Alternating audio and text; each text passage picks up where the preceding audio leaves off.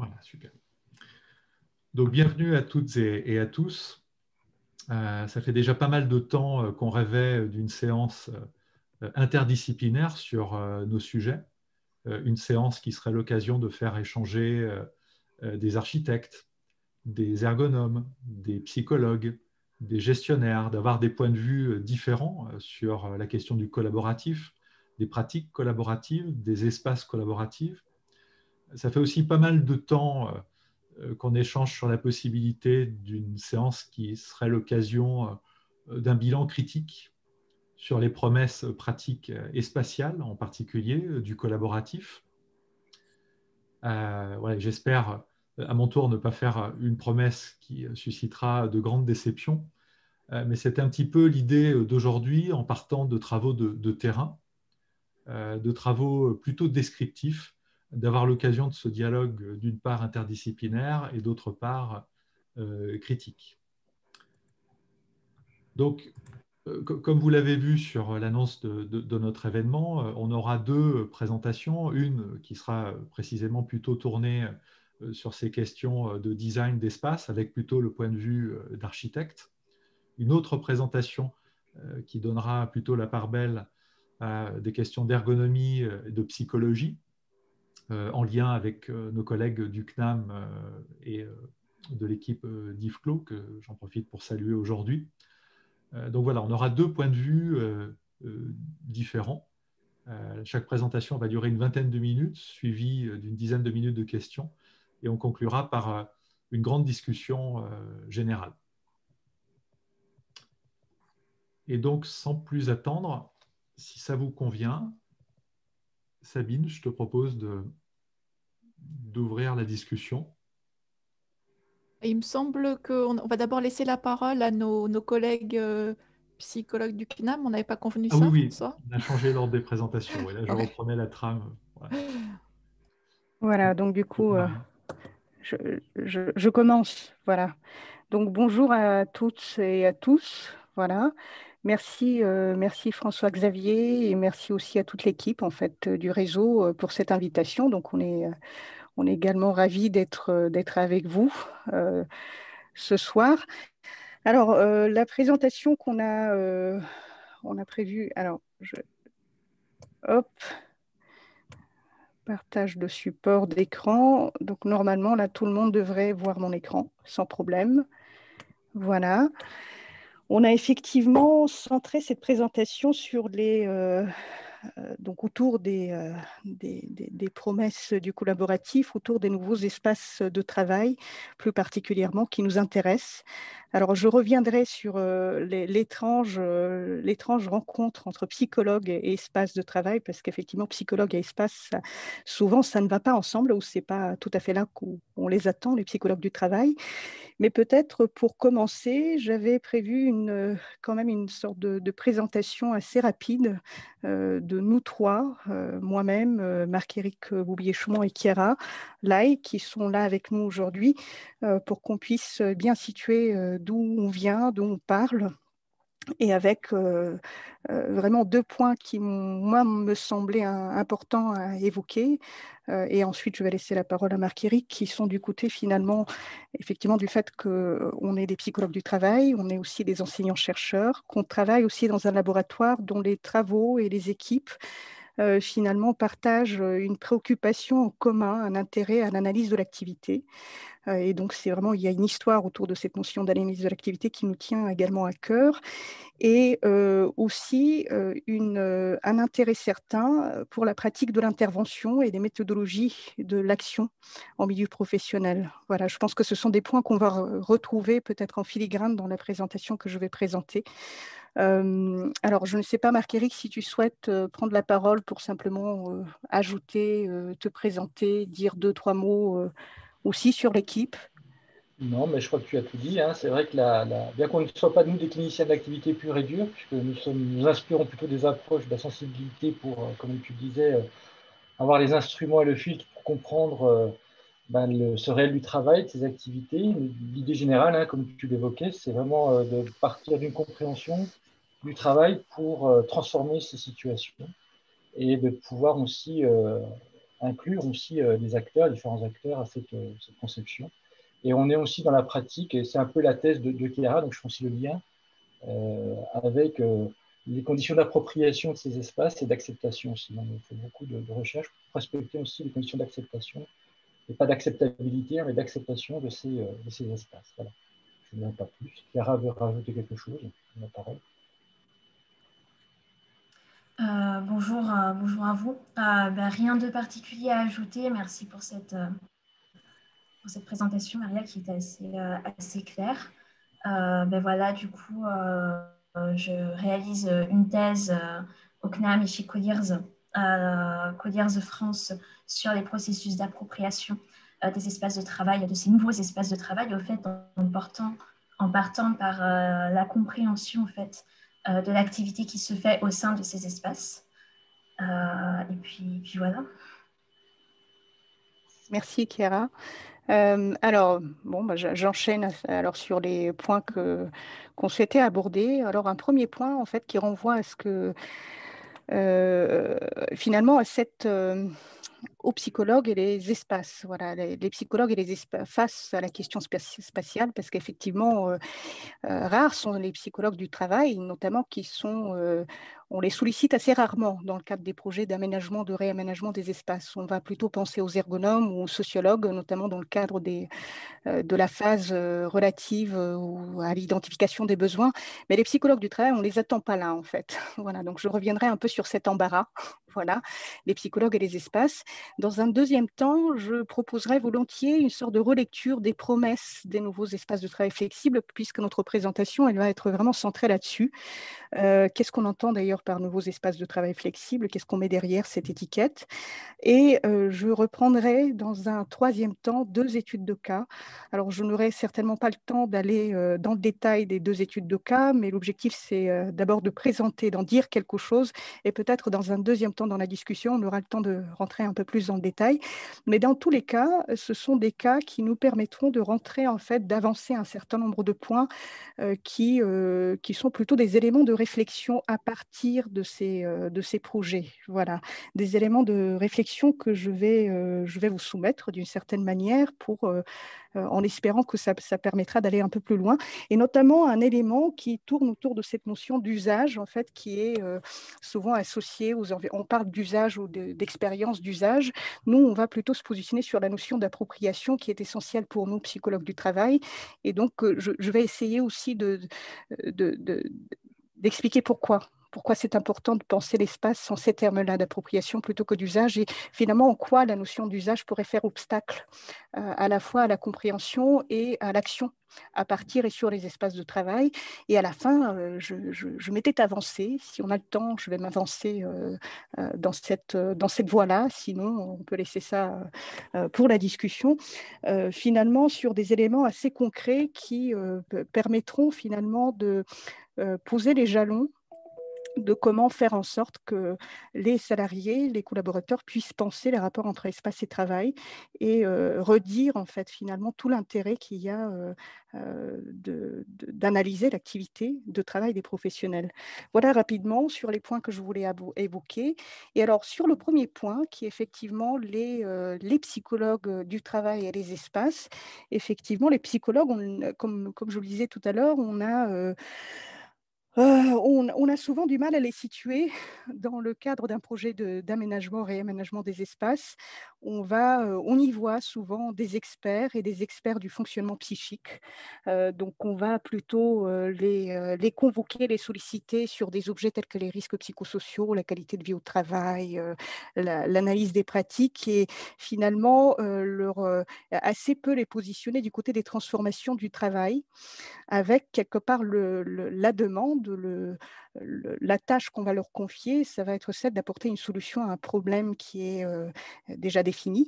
Voilà, qu'il s'agit quelque part d'organiser les moyens pour qu'on atteigne en fait un objectif, plutôt que finalement les solliciter du côté de l'organisation des conditions d'une réflexion ou d'un travail sur le travail, pour que les professionnels puissent eux-mêmes construire les réponses ou les solutions à leurs problèmes, à des problèmes qui auraient été co-construits avec le psychologue. Donc pour nous, il y a quand même deux postures en tension autour de ces deux mandats en fait, qu'on va souvent chercher à confier aux psychologues du travail. Et on se situe plutôt du côté de finalement l'idée qu'on vient avec la préoccupation d'organiser les conditions pour que les gens ils puissent penser les rapports entre espace et activité, plutôt qu'avec une solution qui est toute prête et prédéfinie à l'avance. Et ça va aussi avec l'hypothèse, quelque part, que lorsqu'on s'attache à faire l'analyse de l'activité, ça demande du temps. Voilà, donc on aurait du mal à simplement raconter ou témoigner de son activité. C'est un processus, un vrai travail qui engage les salariés et qui nécessite en fait la mise en place de conditions spécifiques. Et donc, de ce point de vue-là, finalement, on vient avec l'idée qu'on retrouve dans les projets immobiliers plutôt des situations de changement d'espace qui sont des réelles expériences de changement d'activité également. Et finalement, la question qui va nous préoccuper est celle d'identifier, d'interroger les ressources psychologiques et psychosociales dont ils disposent les salariés pour pouvoir élaborer le rapport entre espace et activité. Donc, c'est une manière aussi de reformuler la question des espaces et de l'aménagement des espaces du point de vue des psychologues, et notamment des psychologues du travail, dont les approches sont centrées sur l'activité. Alors, pour revenir un peu sur cette idée de nouveaux espaces de travail, parce que souvent on met beaucoup de choses derrière cette étiquette, nouveaux espaces de travail. Donc, on peut parler d'environnement de travail dynamique, basé sur l'activité, de flex office, de bureaux flexibles, en libre service, non territorial, etc. Mais globalement, on peut aussi s'entendre sur l'idée que finalement, on a une catégorie de dispositifs voilà, qui partagent en commun l'idée ou le principe de partage des postes, c'est-à-dire qu'on n'a pas de poste attribué. Donc, les salariés qui travaillent dans ces espaces-là, en fait, ont le choix de choisir une position de travail ou un espace de travail. Et ce partage des postes, qui est un principe, en fait, finalement, fonctionnel, est associé à une offre élargie d'espaces à fonction prédéfinie. Donc, ça peut être des espaces par activité, justement, concentration, échange informel, zone collaborative, etc. Et que finalement, ces deux principes vont avec la mise en place d'un certain nombre de dispositifs, à la fois d'infrastructures, qui autorisent les salariés à bouger dans l'espace. Parce qu'effectivement, si on met en place des environnements de travail flexibles, on a plutôt intérêt à équiper les salariés avec des ordinateurs portables, mettre en place un réseau qui est suffisamment robuste pour supporter de nombreuses connexions et pour que ces salariés puissent tout simplement naviguer à l'intérieur du bâtiment et voire même rentrer chez eux et travailler à n'importe quel moment. Donc voilà, c'est pour une définition très rapide de ce qu'on pourrait mettre, ce que nous on met en fait du coup derrière les nouveaux espaces de travail, sans réellement reprendre ces étiquettes-là, l'une ou l'autre de ces étiquettes. Alors, et pour ce qui est des promesses des nouveaux espaces de travail, il me semble que derrière, en fait, ces environnements de travail basés sur l'activité, et là, je reprends tout particulièrement cette appellation qui me semble véhiculer quelque part l'idée d'une forme d'adéquation des moyens aux exigences de l'activité en cours, une activité qui est en déploiement, qui est en mouvement, et donc un salarié qui, d'une certaine manière, est allégé, voilà, qui est dispensé d'un travail de préparation, d'aménagement de son propre espace de travail pour pouvoir travailler, mais qui, au fur et à mesure de son activité, de sa journée de travail, peut se saisir d'une gamme de ressources prêtes à l'emploi. Donc, il y a aussi cette idée-là, en fait, d'une forme d'allègement et d'autonomie dans les choix qu'on va faire d'un espace ou d'une zone de travail, d'un poste de travail qui serait plus particulièrement adapté à ce qu'on est en train de faire à tel moment de la journée, et une facilité d'accès à une variété de ressources partagées, là où auparavant, on avait, quelle que soit la configuration dans laquelle on évolue, que ce soit qu'on soit impliqué dans le cadre d'un projet collectif, à un moment particulièrement, en fait, finalement critique, où on doit se tenir au compte de ce que font les autres, etc., ou qu'on soit en train de rédiger un document qu'on doit rendre dans, je sais pas, dans 2-3 jours, on a toujours à notre disposition, dans un contexte classique, on peut dire en bureau attribué, le même poste de travail. Là, on a cette idée qu'on dispose d'une variété de ressources partagées, donc d'un environnement qui est porteur de possibilités nouvelles et un travailleur mobile et léger, autonome aussi dans ses choix. Et globalement, on retrouve en fait finalement dans les discours qui accompagnent et les promesses en fait portées par ces nouveaux environnements de travail, l'idée qu'il y a une forme de rupture avec des organisations qui sont jugées plus rigides, plus lourdes, plus contraignantes et finalement inadaptées au travail contemporain. Et quelque part derrière l'idée que le travailleur, ce travailleur léger qui a à sa portée différentes ressources prêtes à l'emploi, pourra d'une certaine manière remettre la main sur ses rythmes de travail, sur son temps de travail. Voilà, il va pouvoir être libéré d'une certaine manière à la fois de l'espace et du temps et retrouver une maîtrise des rythmes de son temps de travail. Voilà, se retrouver dans une forme, dans un format d'activité qu'il gère en fait lui-même, qu'il entreprend de gérer au mieux. Voilà, en fonction des visées, des objets, des objectifs qu'il va avoir. Donc l'accent, en fait, souvent est mis sur les espaces collaboratifs et donc avec une hypothèse qui est celle de la proximité physique qui offrirait des occasions d'échanges interpersonnels plus fréquentes, plus riches, entre professionnels qui ne se connaissent pas forcément, et de fait, en fait, conduirait à des bénéfices en fait, en termes de collaboration, d'innovation, d'interconnaissance métier. Donc il y a vraiment cette idée, quelque part, peu questionnée en fait, du côté de l'espace comme provoquant en fait de la communication, de l'échange et du partage, et qui va avec la promotion du collectif. Voilà. Mais je reviendrai sur ces éléments-là parce qu'on peut effectivement en discuter. Alors, pour ce qui est des deux projets que je souhaitais évoquer, encore une fois, peu dans le détail finalement, ce sont deux projets que j'ai baptisés respectivement Nouveau départ et Travailler autrement, qui sont des projets, dans les deux cas, des projets de regroupement.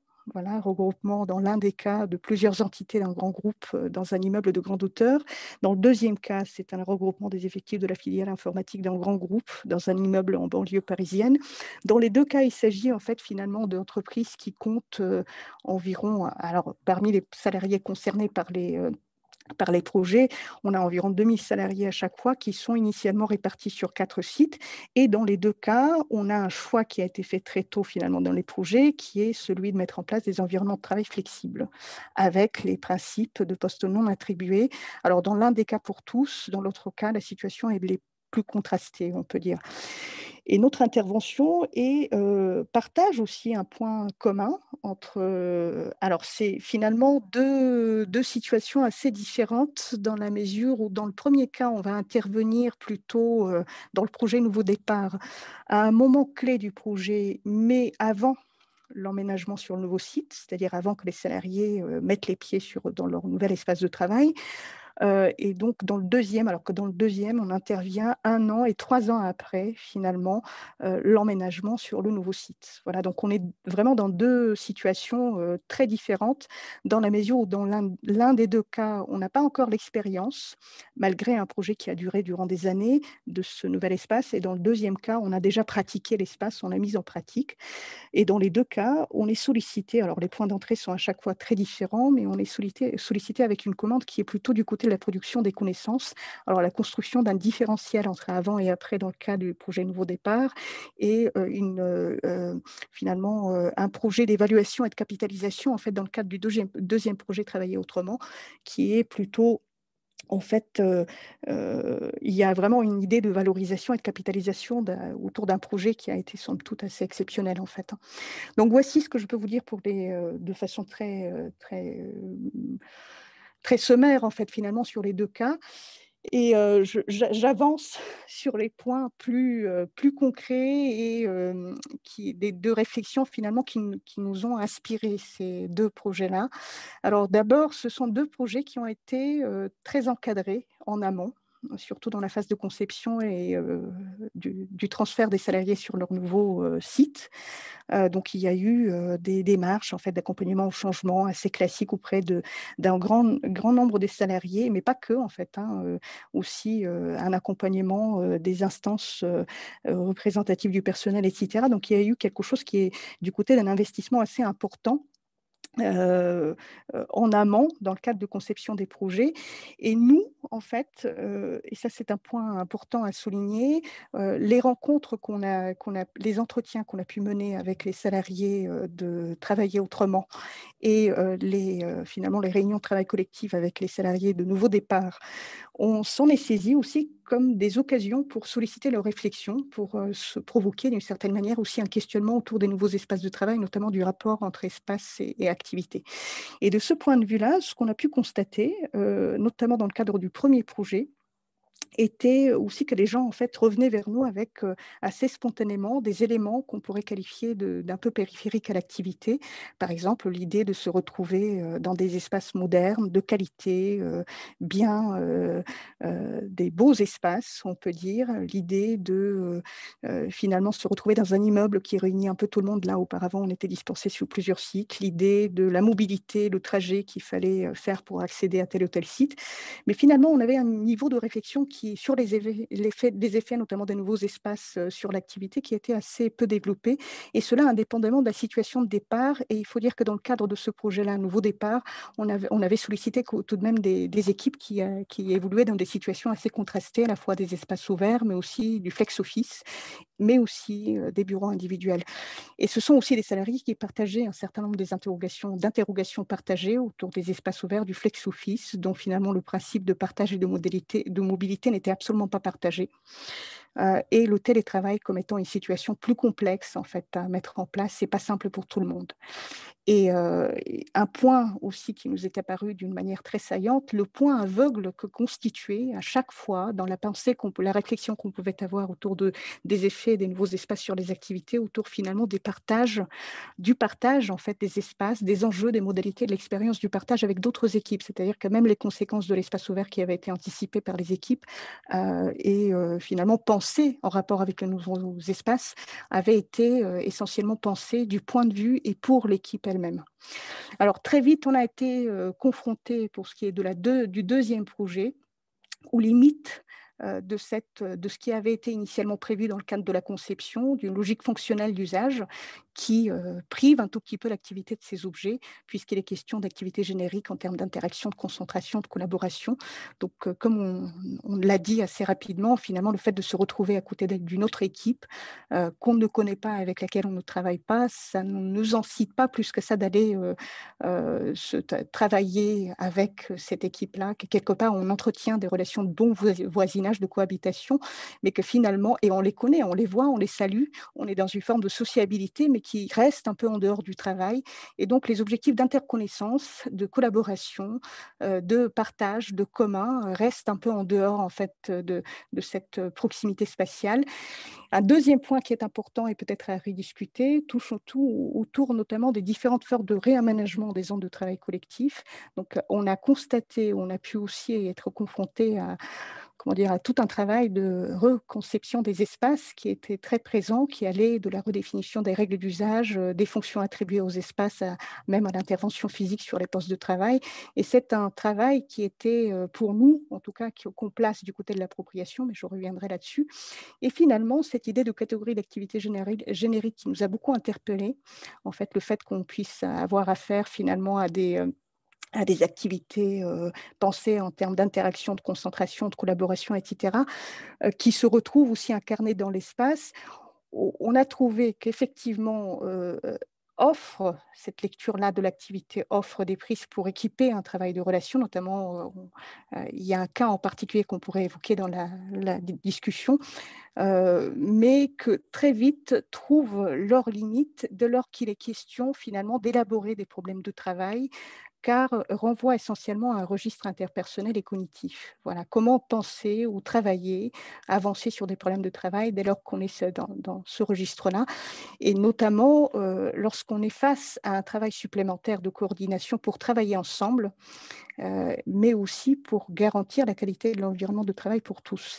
Et là, je je reviens un peu sur un exemple très concret qui est celui de la guerre des feutres. Donc, c'est une expérience, ou en tout cas un événement marquant qui nous a été rapporté par les salariés d'une des deux entreprises et qui finalement renvoie à l'idée, à l'absence de feutres en fait dans les espaces partagés. Voilà, la guerre des feutres, c'était un peu ce passage-là par le fait de ne pas retrouver des feutres lorsqu'on on en avait besoin dans le cadre d'une réunion spontanée ou de travail, et qui au fond renvoie aussi à une forme de conflit, de conflictualité,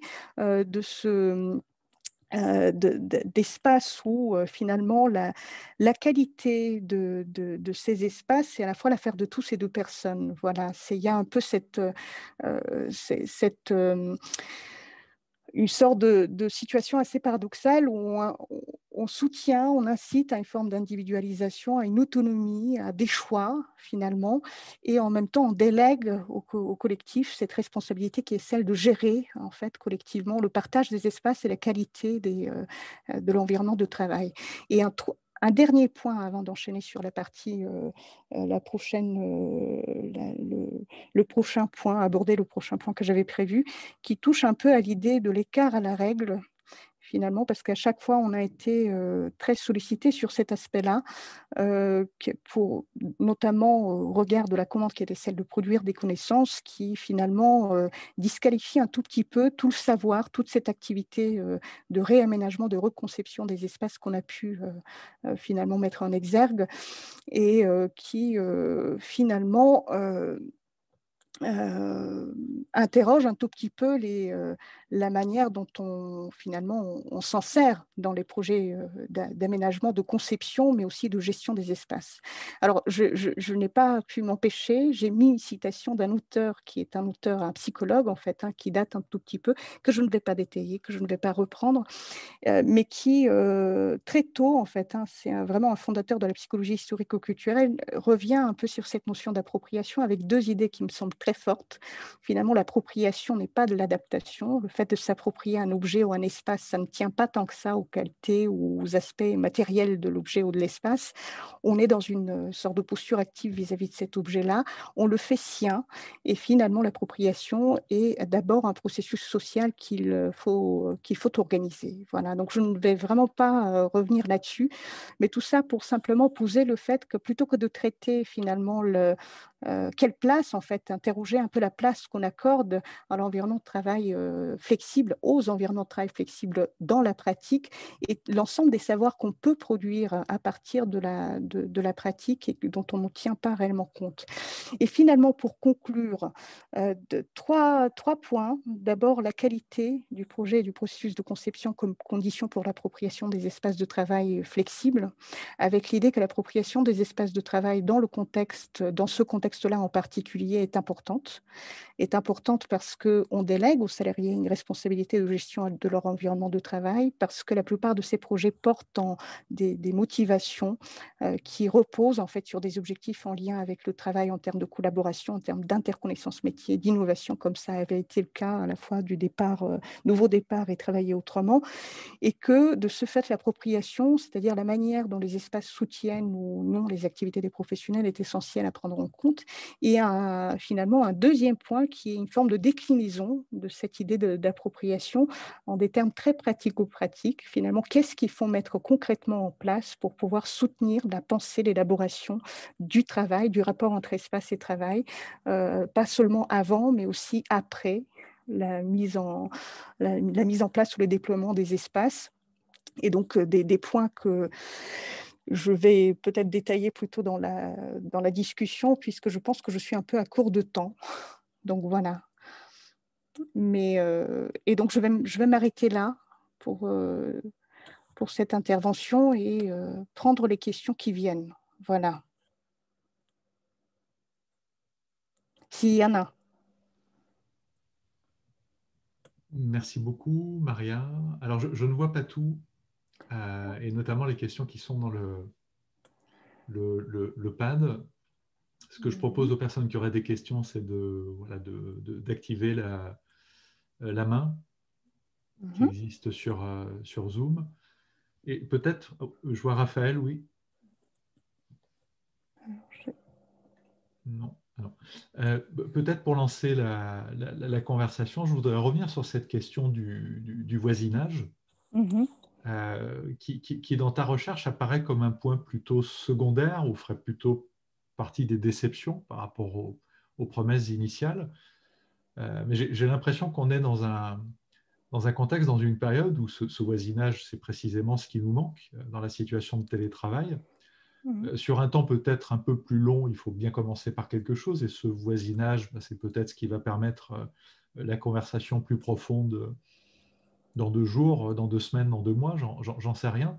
Pourquoi ce point de vue tout de suite assez critique et déçu sur ce type de réponse que vous avez eu dans votre étude Mhm. sur la mise en voisinage? Alors, c'est pas tant que ça la mise en voisinage, en fait, hein. Ça a été présenté par les acteurs comme ça a été vécu un peu aussi au regard comment dire, des objectifs du projet. Voilà, le décalage qui avait été, je pense, que nous mettons en exergue et qu'on a, pour le coup, expérimenté avec les salariés, c'est un peu de ce côté-là. C'est du côté aussi finalement d'une promesse de par la mise en place de ces environnements de travail qui a du mal à se réaliser finalement en pratique. Voilà. Et quelque chose qui avait été aussi convoqué, qui est du côté mais est-ce qu'on ne pourrait pas penser les choses un peu différemment en intégrant, en cherchant à intégrer ou enrichir un peu cette logique fonctionnelle des espaces par une réflexion plus poussée, plus élaborée autour des questions réellement de travail, voilà, et des questions concrètes de travail. Donc, c'est pas tant que ça une décision ou une déception en fait parce que je suis d'accord quelque part le fait de cette sociabilité, le fait de connaître ses voisins, c'est aussi un capital en fait pour pouvoir, par la suite engager des échanges, avoir des prises aussi pour, développer des liens, mais que ces liens, sont toujours aussi, s'inscrivent aussi dans un cadre qui est celui du travail, voilà. Donc il y a quelque chose qui nous a été rapporté du côté du décalage et finalement du conflit entre un projet tel qu'il avait été pensé par l'organisation et par les porteurs du projet et la réalité en fait d'une situation, mais qui, est presque en contradiction avec cette promesse-là. Voilà, et c'est surtout, de ce côté-là que je voyais une forme, pas de déception, mais en tout cas de conflictualité. Alors, je vois deux questions. Il y a une question d'Edith et une question de Céline. Edith, si c'est Oui, Edith à laquelle je bon, pense, est-ce que tu veux bien commencer? oui, merci. Effectivement, j'ai levé la main au moment où vous parliez, François-Xavier, parce que c'est la même chose qui m'a interpellée. Et je me suis posé la question de savoir si ces objectifs d'interconnexion entre des acteurs qui n'ont pas forcément de lien direct dans leurs activités au sein de l'entreprise ne devaient pas être évalués peut-être finalement avec un peu plus de recul dans le temps, puisque si j'ai bien compris, c'était au bout d'une année, hein, parce qu'on ne parle pas forcément du coup de l'autre entreprise où ça a été fait en amont. Et, et pour avoir vécu finalement ce genre de nouveaux espaces et de fusion, ce sont des choses qui se mettent en place avec le temps. Et je pense qu'on s'approprie d'abord l'espace physique avant de s'approprier les potentielles relations avec les collègues qu'on n'avait pas l'habitude de côtoyer auparavant. Et vous l'avez dit assez bien sur la fin, est-ce que ce n'est pas un processus finalement qu'il faut organiser, un processus social à organiser dans l'entreprise, mais avec un peu plus de recul, en tout cas pour l'analyser.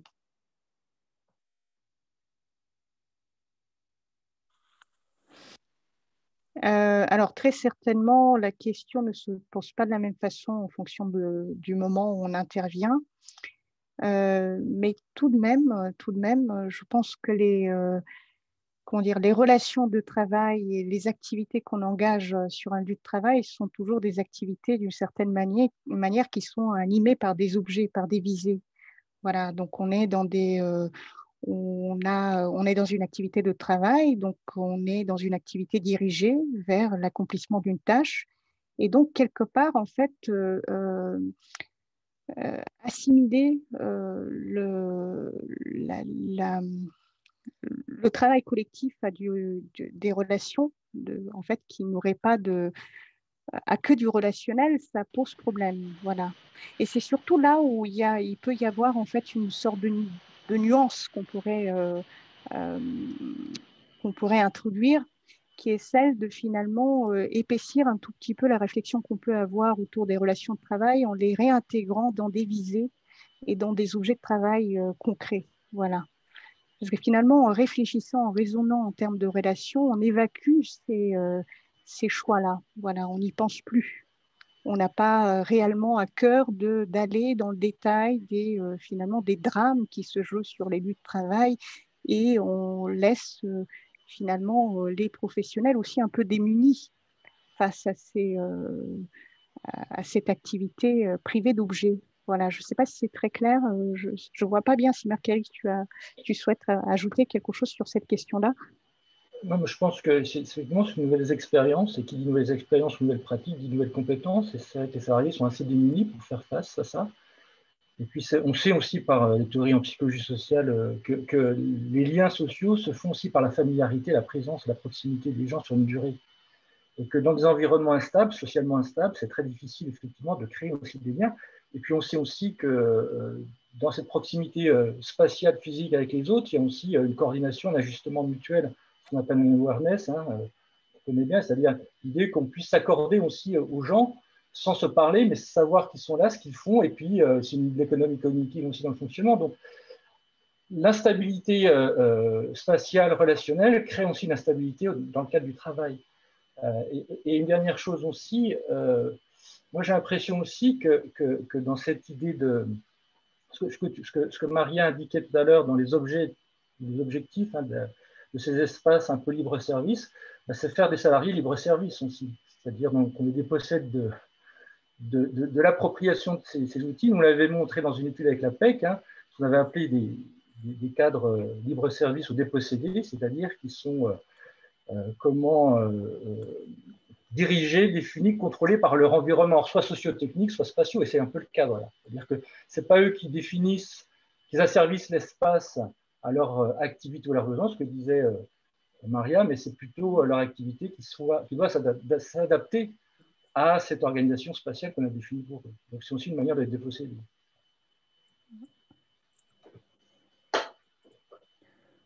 Il y avait une question de Céline, je crois.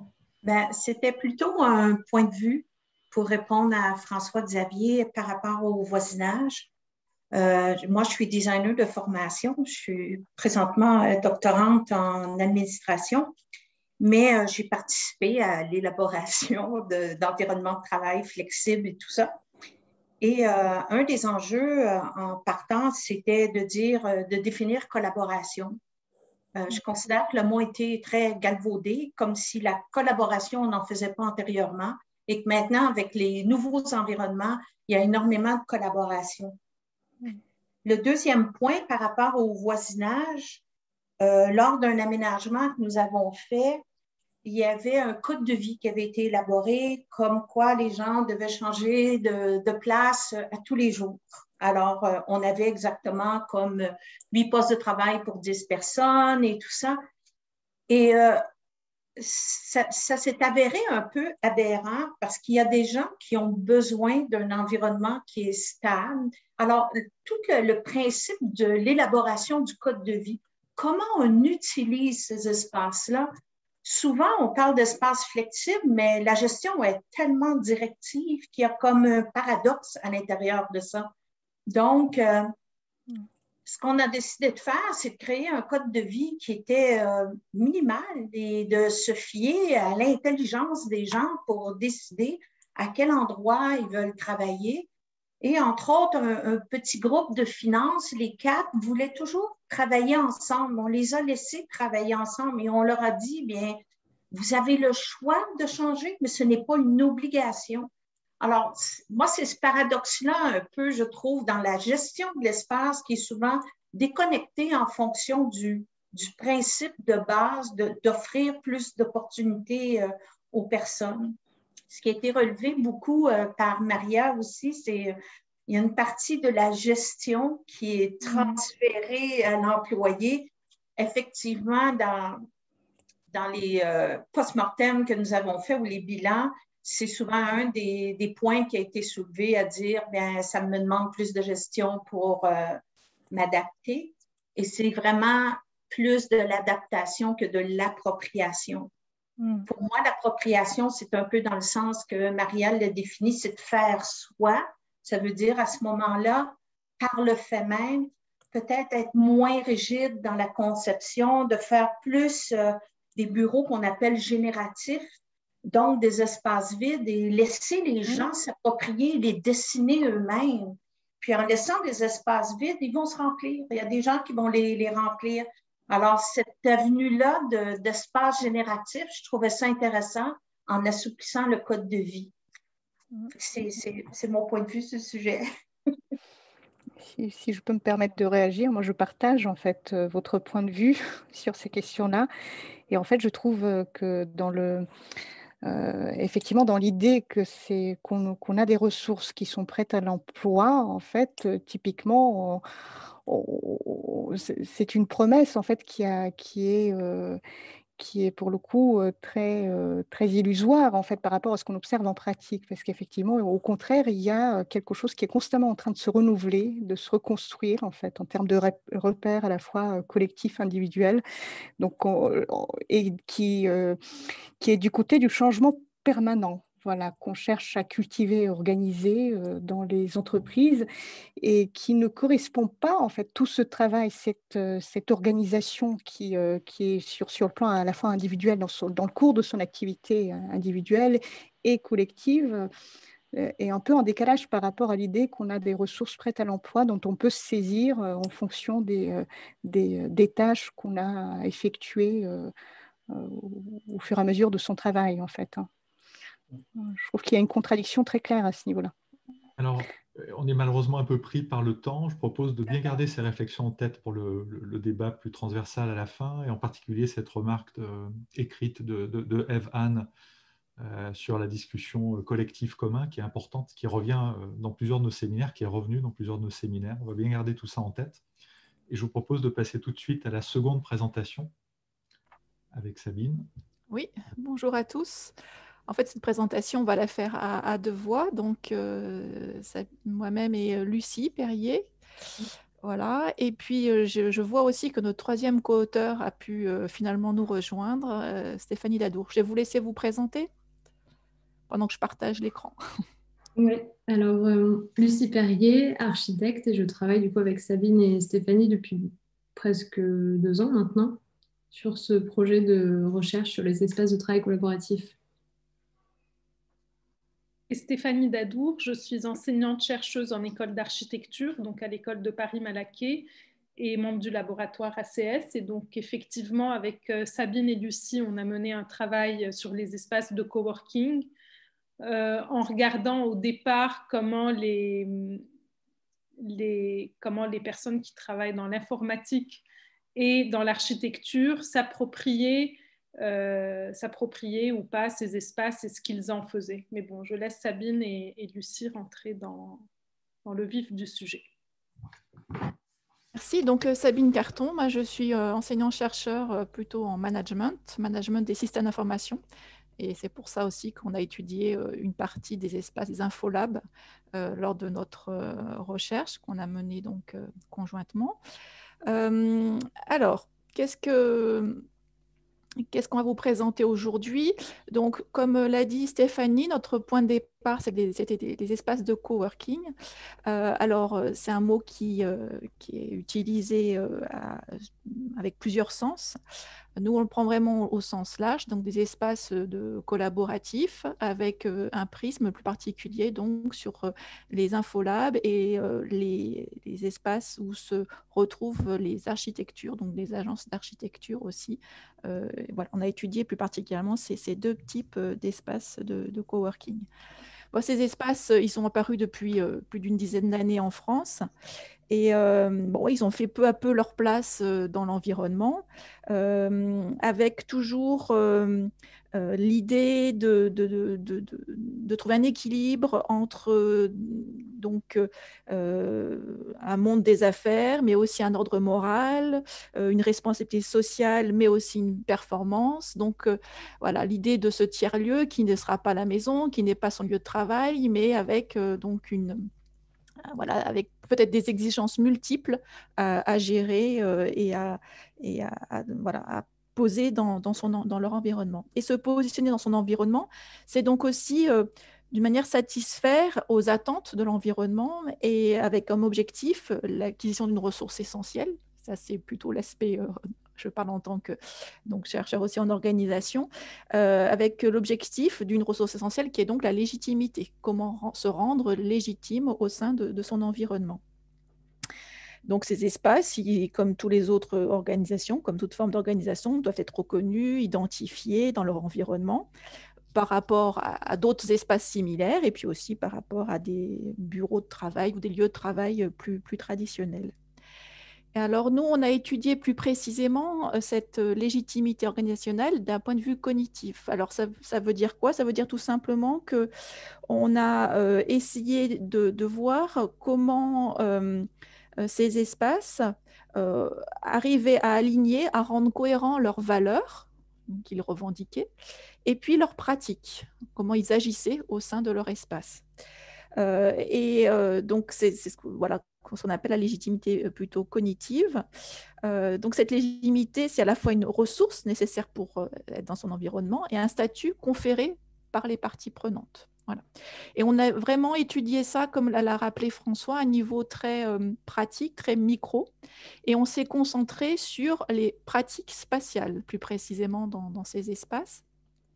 Alors, ces pratiques spatiales sont entendues au sens de Lefebvre, que vous connaissez peut-être pour certains d'entre vous, qui suggère que l'espace est vraiment corrélé à notre expérience et que ces pratiques spatiales, on peut les constituer, peuvent être sur trois dimensions différentes: l'espace conçu, l'espace perçu et l'espace vécu. L'espace conçu, c'est comment l'agencement se fait au sein de l'espace. L'espace perçu, c'est quelles sont les routines qui vont être mises en œuvre au sein de ces espaces et contraints par l'agencement. Et puis, troisième point, l'espace vécu, c'est-à-dire quelle forme de présence, comment s'agence, comment est vécue l'expérience des personnes qui travaillent au sein de ces espaces. Donc, plus précisément, donc, notre question, donc, recherche a donc porté sur comment ces pratiques spatiales, donc prônées, revendiquées, comment ces espaces donc, spatiales vécus contribuent aux valeurs qui sont prônées, revendiquées par ces espaces de coworking. Alors, les valeurs, on va revenir un peu sur les valeurs des espaces de coworking. Donc là, on a repris une définition du Wicked Coworking de 2014, où il y avait quand même une volonté d'adhérer, pour être espace de coworking, d'adhérer à certaines valeurs, donc telles que être en communauté, le terme collaboration qu'on a déjà un peu mis en perspective au cours de la présentation, la discussion qui vient de se dérouler, l'ouverture, la diversité, le développement durable. Donc, on trouve que justement ces pratiques spatiales, sur plusieurs de ces valeurs, jouent fortement ou peuvent jouer fortement. Donc, c'est ça qui nous a intéressés. Et puis, on s'est focalisé, nous, particulièrement dans le cadre de cette recherche, sur deux valeurs. La première, c'est la promotion de modes alternatifs de gouvernance, donc notamment la gouvernance dite horizontale, l'horizontalité, qui est revenue beaucoup dans les discours des personnes que l'on a interrogées. Et deuxième valeur, c'est la promotion de développement durable, c'est-à-dire comment ces espaces, donc chaque espace qu'on a étudié, dans leur site web, dans leur discours, prône ces deux valeurs, mais comment, en réalité, quelle forme elles peuvent prendre concrètement dans les pratiques spatiales de ces lieux.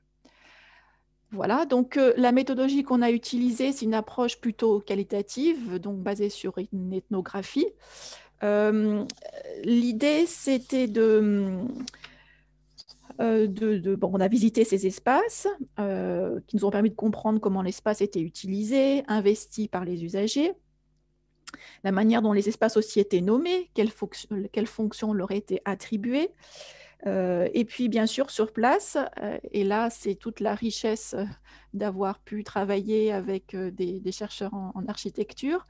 On a réalisé des photos et ce qu'on appelle des relevés habités. Donc, Lucie vous en parlera un peu plus précisément, mais voilà, je reviendrai aussi un peu peut-être dans la partie discussion si on a le temps, parce que ça a été pour moi un outil très riche d'analyse et de compréhension des pratiques spatiales. Donc, on a étudié 9 lieux et voilà, on a fait des entretiens aussi guidés. Juste un mot sur ces relevabilités, c'est donc un dessin qui montre à la fois la configuration des espaces, mais aussi la présence des objets comme le mobilier, la végétation, la décoration, et qui met aussi du coup en œuvre l'usage qu'en font les personnes dans ce lieu. Donc, c'est au-delà du plan d'architecture, il y a aussi une dimension ethnographique qu'on superpose à ces plans d'architecture. Voilà, je laisse maintenant Lucie continuer. Et voilà, comme ça, elle vous donnera aussi des idées bien plus précises de ce que c'est les relevés habités. Donc voilà, moi je vais revenir, comme dit Sabine, un peu sur les analyses. Et notamment sur une des valeurs centrales qui nous est apparue dans les entretiens et dans la communication que donnaient ces espaces de coworking, qui est du coup la gouvernance, promouvoir une gouvernance horizontale ou du moins des formes alternatives de gouvernance. Les coworkers, on remarque qu'ils recherchent un travail collectif avec des objectifs en commun et des rôles équitables. Les mots dans leur discours, ils vont introduire l'idée que les configurations spatiales, elles vont permettre de faire disparaître tous les indices hiérarchiques, et en particulier celles qui misent sur l'ouverture et la transparence. Donc, dans les différents relevés habités, on voit que s'il y a bien des espaces qui n'ont pas de cloison ou encore des espaces avec des grandes baies vitrées, ces dispositifs, ils ont plutôt un rôle dans la rencontre et la connaissance mutuelle des usagers, et ce qui va favoriser en fait l'effet réseau recherché au coworking, mais il ne va pas assurer automatiquement l'horizontalité de la prise des décisions. Parce qu'on remarque en fait dans plusieurs lieux qu'on a visités que la part dédiée en fait à cet espace ouvert, l'open space, reste assez relative par rapport à la totalité de l'espace, et que certaines fonctions plutôt de gestion ou la comptabilité, la RH, sont bien des fonctions cloisonnées et mises à l'écart de ces zones ouvertes. Les coworkers, ils semblent plutôt travailler côte à côte sur des projets distincts, mais autour d'une même table pour économiser en fait des charges. On peut passer la slide. Juste une précision, en jaune, ce que vous voyez, c'est les espaces ouverts et communs à tous. Et vous voyez que sur ces 3 relevés, c'est finalement qu'une minorité de l'espace total. Oui. Voilà, donc on va retrouver dans beaucoup de ces lieux des espaces, comme disait Sabine, nomades. Donc on travaille autour d'une grande table ou plusieurs petites tables semblables et qui sont réparties dans l'espace.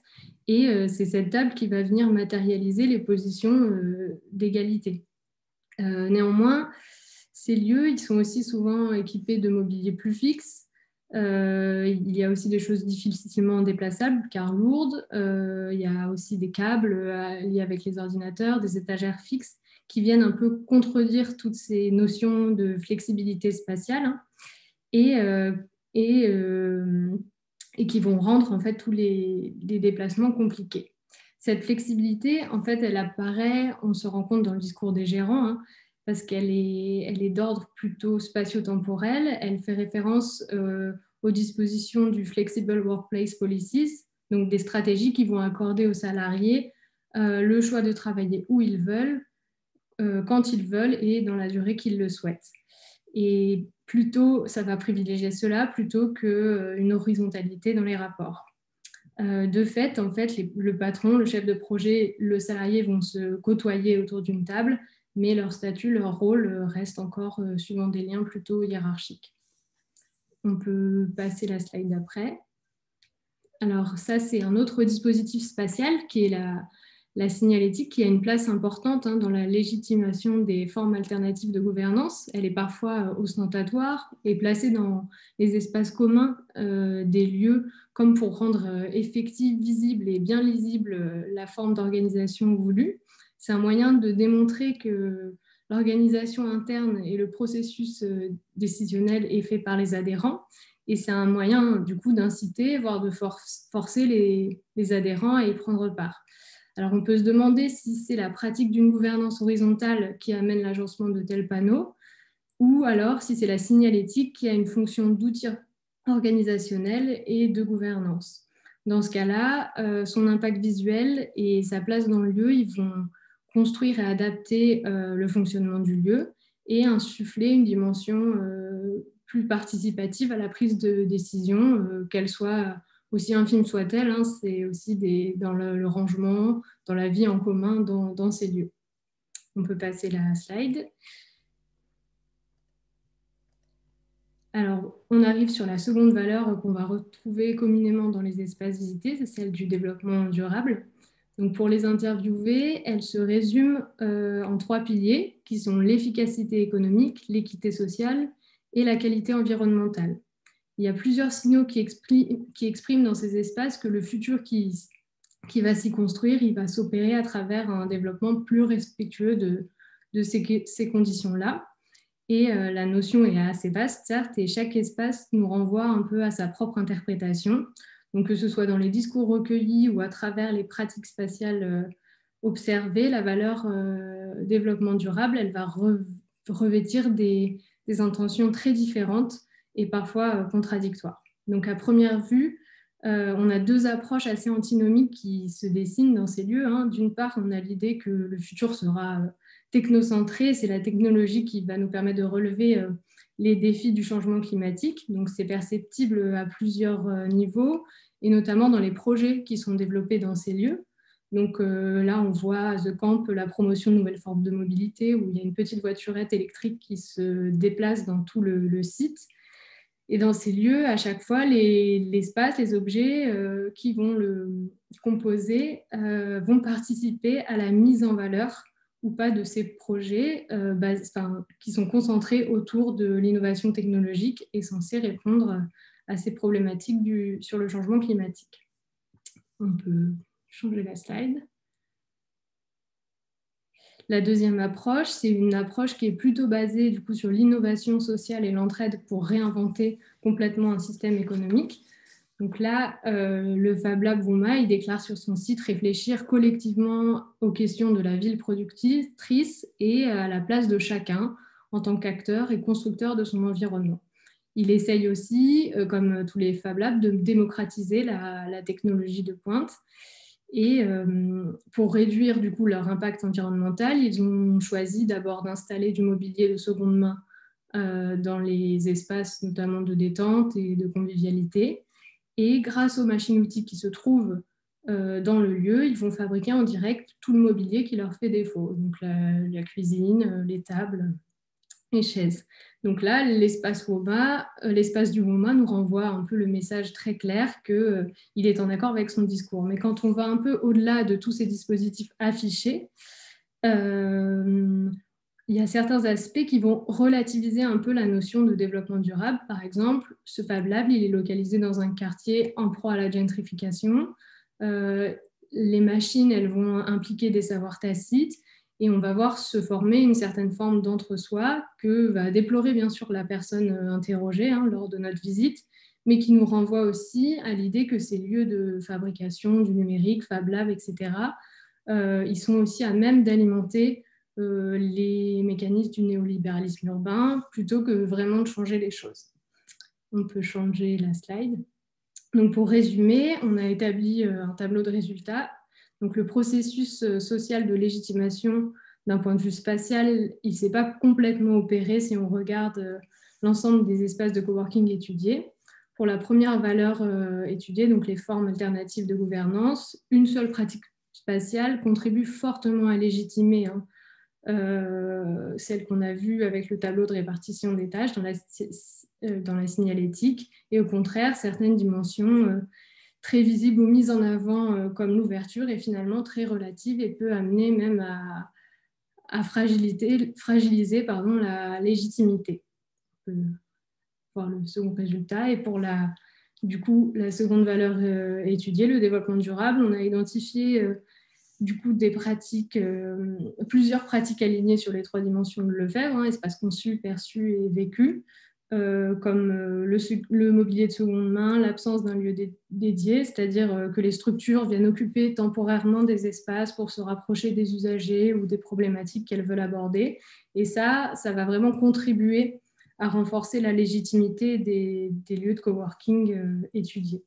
Il est aussi intéressant de voir que les pratiques, en fait, il y a certaines pratiques spatiales qui sont entre deux et renforcent partiellement la légitimité et les contradictions qu'elles soulèvent. On a relevé quelques logiques de greenwashing dans certains espaces qui rendent un peu flous les réels objectifs de ces lieux. Oui, notamment, pour donner un exemple de greenwashing, c'était à l'espace de camp où il y avait bien l'idée de faire un potager, d'essayer que le restaurant soit alimenté par ce potager, mais en fait, en réalité, il est très peu utilisé et voilà, il ne permet pas vraiment de fournir le restaurant en question. Et puis, il y a aussi l'idée, ce qui était un peu rigolo, un peu comme une anecdote, il disait qu'ils n'avaient pas planté de l'herbe, mais ils avaient mis du gazon synthétique sur les espaces. Donc, The Camp est vers Aix-en-Provence, dans la Garrigue. Et on s'est toujours posé la question de pourquoi ils voulaient mettre de l'herbe là-bas, synthétique ou pas, quel était l'intérêt, quoi. Voilà, donc on a juste peut-être deux points pour ouvrir la discussion et puis partager avec vous un peu un prolongement de cette recherche.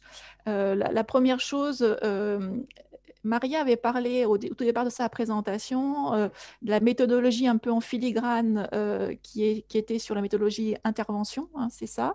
L'idée, on voulait mettre en écho, un peu en perspective, en disant que de notre côté, on avait trouvé un outil particulièrement intéressant pour étudier ces pratiques spatiales, tant dans leur dimension conçue, perçue que vécue, au sens de Lefebvre. Et c'était donc ce fameux relevé habité.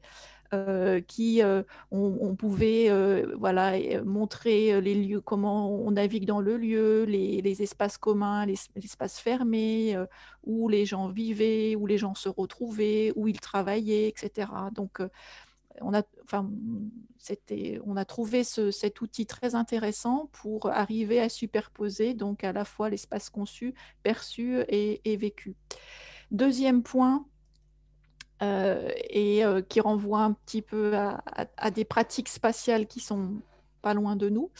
Cette notion de légitimité spatiale cognitive qu'on a pu essayer de travailler, eh bien, on peut aussi le décliner sur des légitimités spatiales plus normatives, qui donc font référence à une cohérence entre les règles et les procédures qu'on peut mettre en place dans un lieu collectif. L'idée, c'est aussi de se dire que il y a déjà beaucoup de travaux qui montrent comment les pratiques spatiales peuvent amener du contrôle dans un lieu. Et on se rend bien compte ici comment les pratiques spatiales contribuent fortement au respect des procédures, des règles et des normes qu'on a mis en place lors de la pandémie.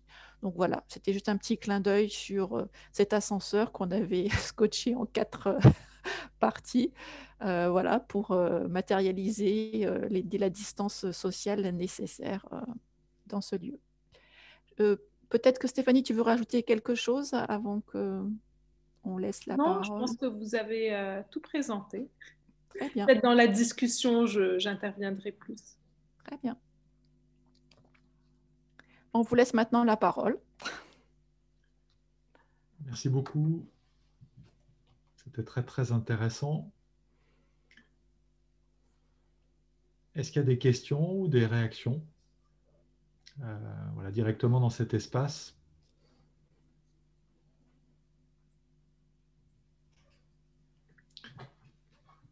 Moi, à nouveau, pour lancer la discussion, ce n'est pas une pratique que je connais, le relevé habité. Ah, pardon, je vois qu'il y a une question de Camille. Je poserai ma question après. Je t'en prie, Camille. Il n'y avait pas d'urgence. Merci. En fait, j'avais juste une question concernant étant donné que les espaces que vous avez visités finalement sont assez associés à des rôles professionnels ou en tout cas des professions, puisque architecte est-ce que la dimension professionnelle des coworkers intervient dans les pratiques ou dans tous ces processus de légitimation qui sont associés aux pratiques spatiales dans ces espaces?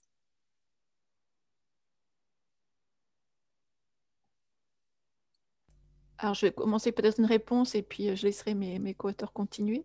Alors, le point commun qu'on a trouvé déjà entre ces différents métiers, c'était qu'ils fonctionnaient tous sur un mode projet.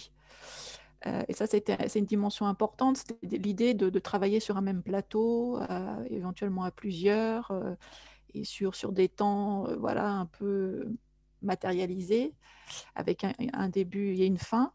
Et alors, peut-être qu'effectivement, ça a influencé nos résultats et nos analyses et que dans d'autres types de métiers, on ne retrouverait pas forcément les mêmes analyses que l'on a faites. Stéphanie ou Lucie?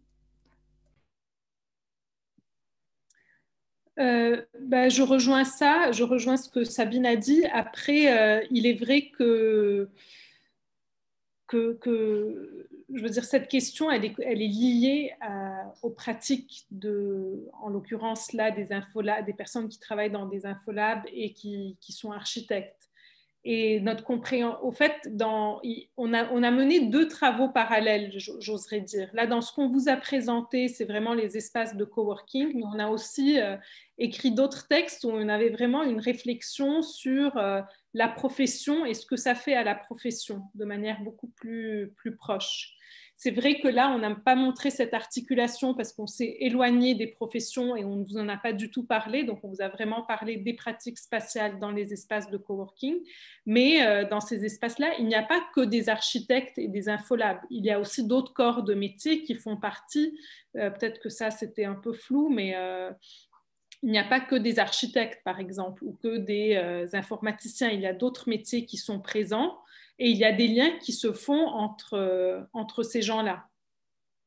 Mais bon, pas toujours des liens professionnels. Merci beaucoup.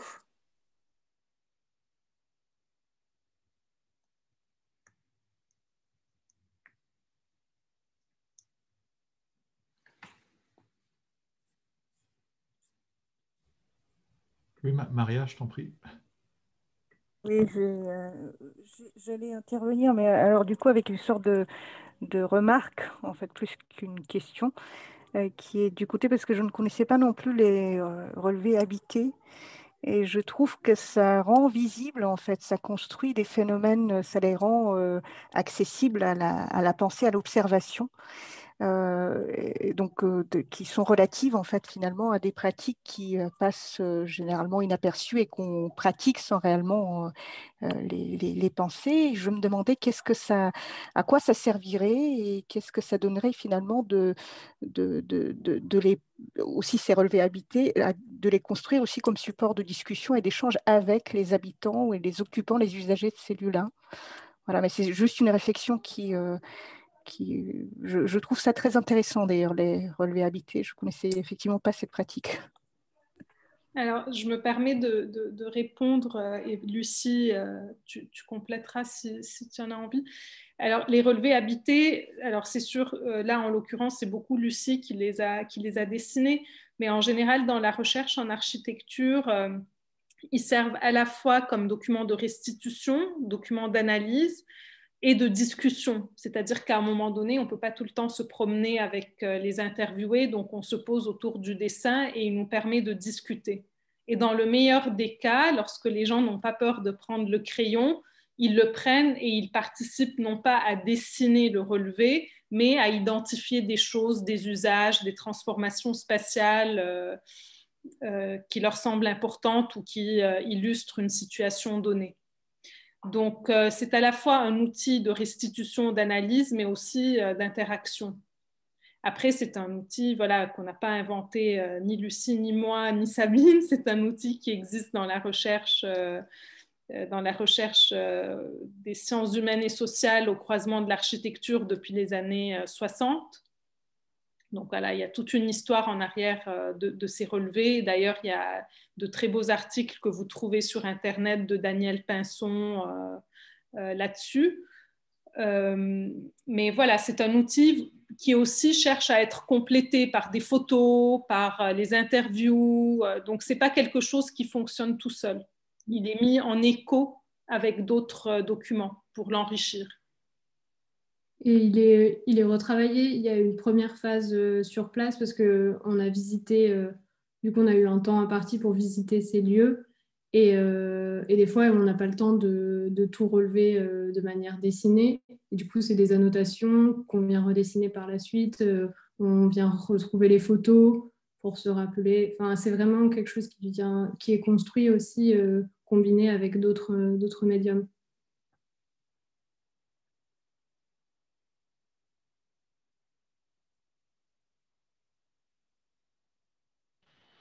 Je peux prendre la parole? Oui. Merci pour cette présentation. Je vais revenir un peu sur ce qui avait déjà été évoqué tout à l'heure, c'est-à-dire sur ces espaces de coworking et finalement leur fonction sociale, professionnelle, la manière dont ça peut aussi déterminer ces regroupements, ces communautés, cet usage de ces espaces. Parce que pour le Tuba que je connais mieux sur Lyon, c'est des gens qui partagent une même vision, qui ont une communauté, qui se regroupent dans une communauté convergente de l'objectif dans l'innovation, dans la conception, enfin voilà. À la différence d'autres espaces de coworking où on est plutôt l'agrégation de différents corps de métiers ou d'orientation qui agissent dans des objectifs, des ambitions différentes, peut-être parfois complémentaires, parfois il peut y avoir de belles rencontres, comme vous disiez, mais voilà, ou des relations. Donc je me dis, est-ce que du coup, dans ce que vous évoquiez sur ces valeurs, cette dimension un peu cognitive, comment vous la prenez en compte, cette communauté, cette activité, cette organisation qui est déjà préexistante et qui va du coup induire aussi une manière de s'approprier ou d'utiliser cet espace par rapport aussi aux pratiques, aux objectifs communs, etc. À ces cultures professionnelles. Ouais, je prends la parole et puis peut-être que... Bon, pour ceux qui me connaissent un peu, vous voyez, j'ai toujours mon chien. Bon, passons. Première partie de réponse. Le Tuba, effectivement, a un projet, mais revendique les deux valeurs qu'on a pu mettre en évidence, notamment la gouvernance horizontale, collective, communautaire, etc. Mais quand on creuse un peu, déjà, comme les relevés habités le montrent, la partie espace public, commun, ouvert est finalement assez réduite par rapport à la totalité de l'espace du Tuba. Deuxième chose aussi, si on regarde précisément en discutant avec les animateurs du lieu, les grandes décisions, la politique, elle n'est pas prise de manière complètement collaborative et collective. Elle est quand même aussi imposée ou bien discutée avec les personnes qui financent cet espace. Donc, on a trouvé quand même que malgré le fait que l'espace du Tuba, effectivement, a un projet commun, collectif, quand on creuse un peu, quand on analyse un peu, ces valeurs sont quand même bien, pas mises à mal, mais fragilisées par les pratiques réelles de ces espaces. Je pense aussi qu'il y a notre entrée par les métiers, donc les gens qui travaillent dans les infolabs, qui aussi se soumettent plus ou moins de manière assidue, mais à une charte qui a elle-même ces valeurs-là qu'on retrouve un peu qui sont des gens issus de la culture open data et tout ça, et aussi les architectes, qui est une profession d'utilité publique. Déjà de base, quand on a contacté, on est rentré dans ces espaces par ces métiers, les espaces qu'on a approchés, revendiqués, tous de manière assez claire ces valeurs-là qu'on a pu identifier. Et je pense qu'en entrant par... J'irai dans le même sens et je dirais que, disons que notre hypothèse de départ était aussi de voir si les discours étaient en adéquation avec les pratiques. C'est-à-dire qu'en général, la plupart des lieux qu'on a visités affichaient cette ambition de communauté, de valeurs communes, etc. Et notre recherche visait pas à déconstruire, mais à vérifier si cette adéquation était réelle dans les pratiques ou pas. Et la confrontation avec le réel. Oui, c'est ça.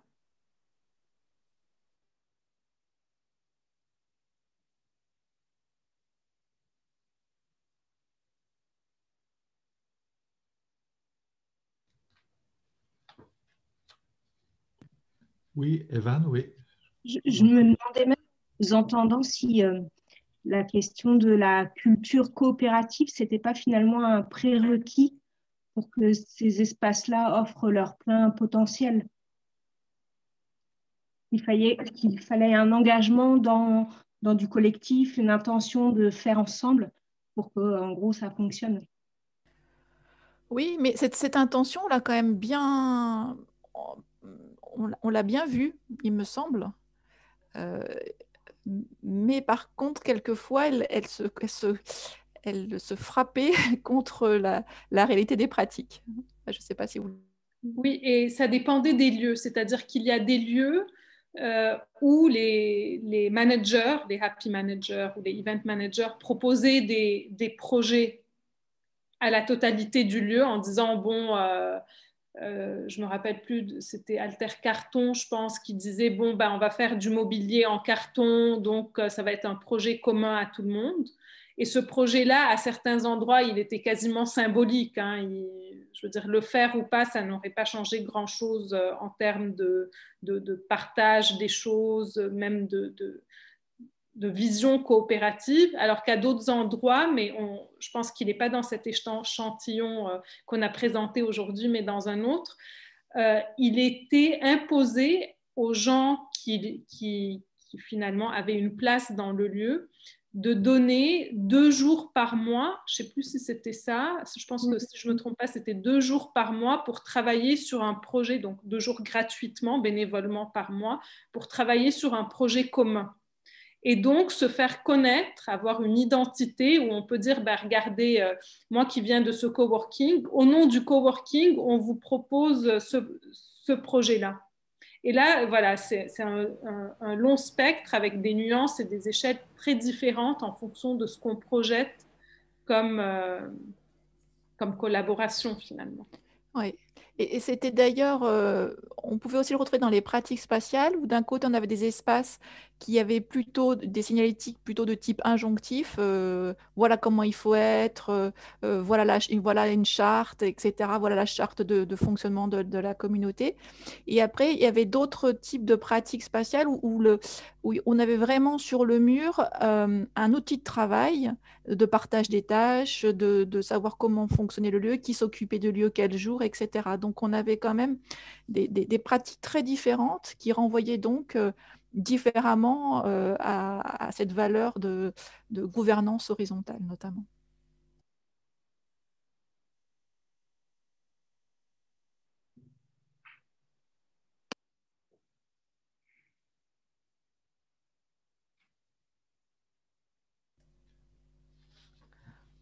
Moi, j'aimerais bien revenir sur le fil conducteur que je pense qu'on n'a jamais quitté, mais des promesses du collaboratif.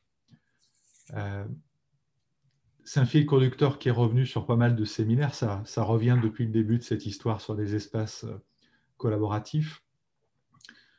Il y a une promesse assez centrale qui est celle de la collaboration, sur laquelle on est revenu. On est dans un monde du travail qui individualise de plus en plus par des logiques marchandes, des logiques projets, des logiques de digitalisation. Et donc, la solution, c'est la collaboration, c'est l'inter-individuel. Et puis, ce qui revient souvent dans nos séminaires comme une déception, une promesse déçue, c'est que l'inter-individuel, ça ne fait pas le collectif. Faire collaborer des individus, ce n'est pas nécessairement ce qui va être créateur d'un commun, d'un collectif, d'une culture commune. Après, on peut dérouler les perspectives théoriques. Et dans pas mal de nos discussions passées, on a cherché les coupables. Alors, il y a les pratiques plus ou moins innovantes, il y a des techniques digitalisées, puis évidemment, il y a un coupable qui revient souvent dans le box des accusés, c'est l'espace qu'on a beaucoup vu aujourd'hui. Mais moi, c'est vrai, ce qui me frappe dans tout ce qui a été raconté aujourd'hui, c'est que, et je pense qu'on a tous cette expérience quand on est allé nous-mêmes dans des espaces pour y travailler ou les observer, c'est que l'espace, il ne nous promet rien en fait. L'espace, il est là, il se donne, on y travaille, c'est tout. Et puis autour, il y a une communication, un community management, parfois une esthétique qui est travaillée, mais l'espace en tant que tel, ouvert par la pratique de travail, le lieu, le quartier, l'atmosphère, ils font rarement des promesses.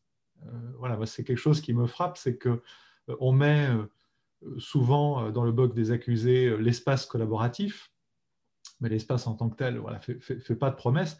Et puis après, on peut rentrer dans des discussions un peu plus recherche philosophiques et dire l'espace, si on tape dessus, ça sonne pas creux. C'est quoi l'espace collaboratif? Ça commence où? Ça se définit comment? Il y a des questions, certains philosophes diraient ontologiques, qui sont un petit peu problématiques. Mais peut-être ce que je vous propose pour la discussion, c'est pas ou pas nécessairement à nouveau de revenir sur des promesses déçues, mais peut-être paradoxalement d'imaginer d'autres promesses. Et il y en a un certain nombre que je vois dans la discussion d'aujourd'hui ou que j'ai vu dans des séminaires différents. J'en vois en particulier deux qui pourraient peut-être être intéressantes pour prolonger la discussion et qui seraient peut-être une façon de sortir de la vision et de l'idéologie, certains diraient libérale, centrée sur l'individu, de la collaboration. La première, c'est de se réintéresser au groupe, finalement.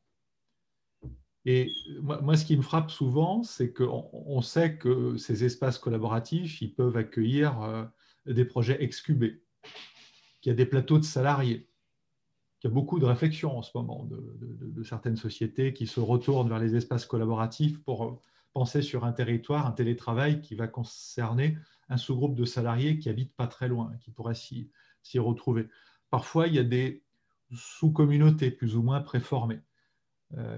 Quelles promesses pourraient faire les animateurs, les acteurs de ces espaces, peut-être plus tournés non pas vers des individus à accueillir et à faire collaborer, mais j'aime bien ce mot parce qu'il est porteur d'une promesse moins forte ou plus raisonnable.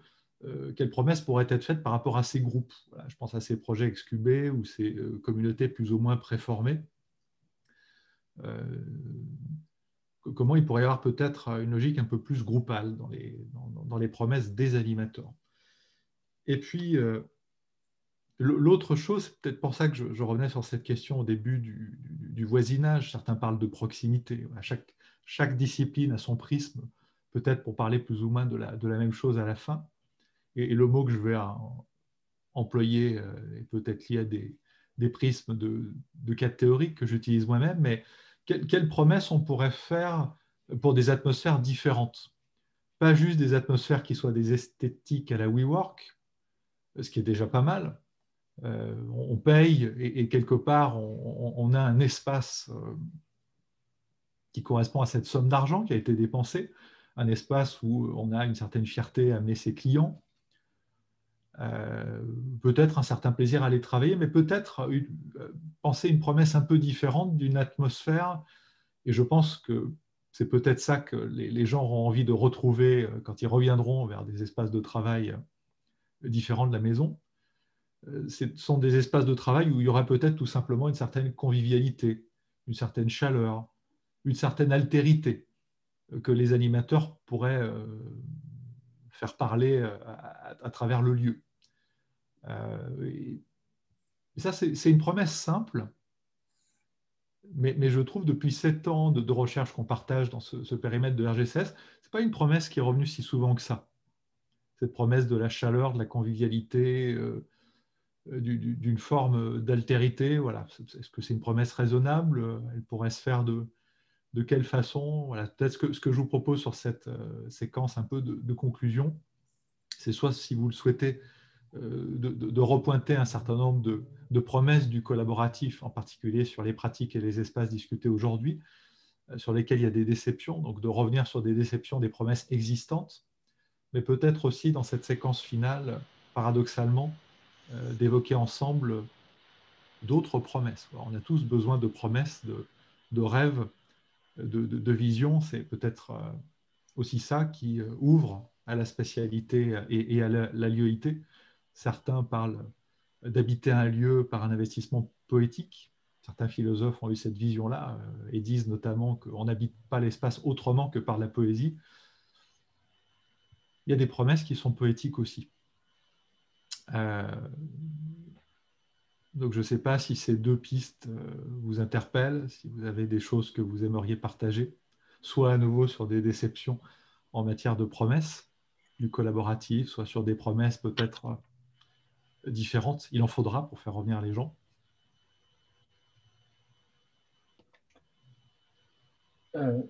Oui, je t'en prie. Oui. Ouais. Enfin, moi, je trouve les questions que tu poses sont très, très intéressantes. Enfin, d'abord, sur effectivement cette composante collaborative, de quoi en parle-t-on vraiment, et puis comment recréer un espace collaboratif. On peut parler peut-être plutôt d'activité collective, et qui permet d'intégrer, au travers de cette activité collective, peut-être ce qu'on qualifie de collectif de travail collectif, qui sont deux visions différentes, effectivement, à la fois la manière d'agir ensemble, puis la manière de s'épauler ensemble dans ce travail-là, mais qui renvoie aussi peut-être à des conceptions différentes aussi de la façon de créer des environnements pour permettre cette activité collective au travers de ce travail collectif et ce collectif de travail. C'est complètement, à mon avis, différent, et je crois qu'il y a toujours des amalgames qui sont faits, et ça, c'est important.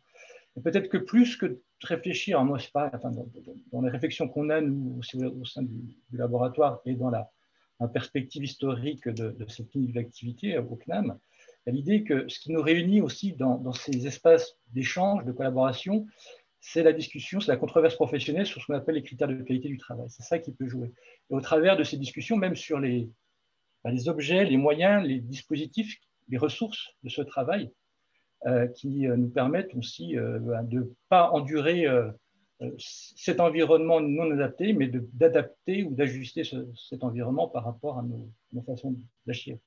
Je pense que c'est ça aussi qui peut créer cet espace commun, ces réflexions communes, pour pouvoir développer des règles d'usage, des règles de fonctionnement, des moyens communs, et avoir une certaine légitimité aussi au sein de cette organisation par voilà, cet espace symbolique partagé, et après qui peut aussi trouver peut-être une expression au travers des espaces, des outils, des dispositifs. Mais il y a déjà cette première étape d'avoir un peu cet espace collectif au travers des discussions qu'on a sur le travail, pour créer ces règles, ces valeurs, cette approche commune. Sur le deuxième aspect dont tu parlais, c'était, excuse-moi, c'était le... C'était d'autres promesses. D'autres promesses. Là, je n'ai pas la prétention à dire ce qui pourrait être fait ou ne pas faire, mais c'est vrai que je trouve que d'autres promesses, c'est un peu ce qu'on... Enfin, moi, j'ai l'impression de ce qu'on vit là, c'est cette pluridisciplinarité qu'on a, au travers d'échanges et de regards différents sur cet objet, sur ces projets, où on voit que chacun, par les méthodes ou les approches, ont des regards un peu complémentaires, mais qui permettent de mieux comprendre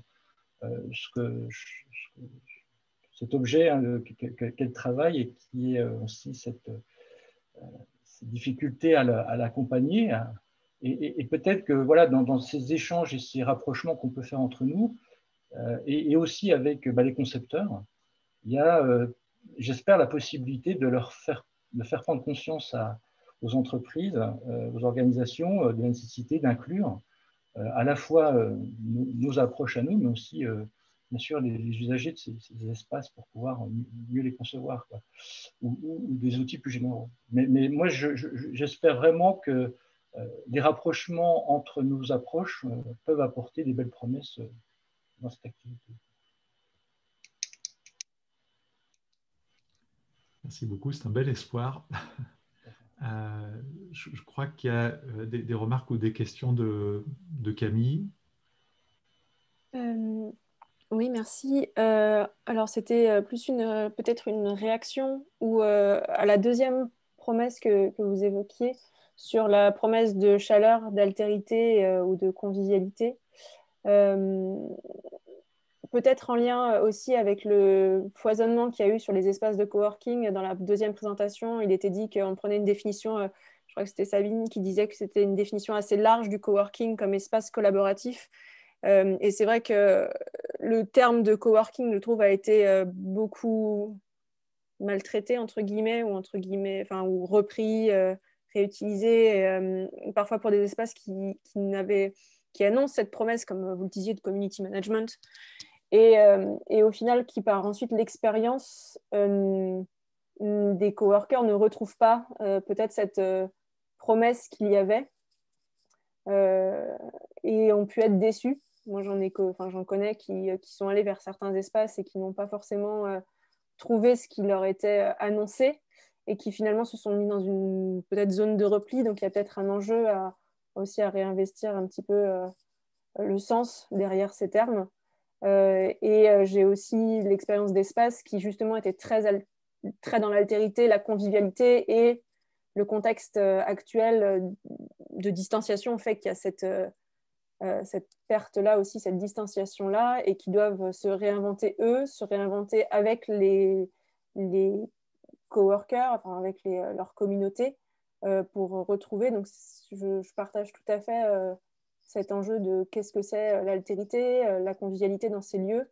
Et j'ai presque envie de dire même dans le travail à distance, si on prend le périmètre des salariés, qui est moi mon périmètre, mais je partage complètement la promesse peut-être plus groupale et je dirais même peut-être identifier peut-être des façons de travailler ensemble malgré la distance et pour l'entreprise peut-être aussi réidentifier ce que c'est que le travailler ensemble à travers ces lieux-là aussi et les pratiques de travail dans ces lieux-là.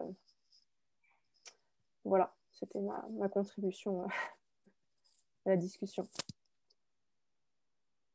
Merci beaucoup Camille. Je crois qu'il y avait aussi des questions ou des remarques de Céline.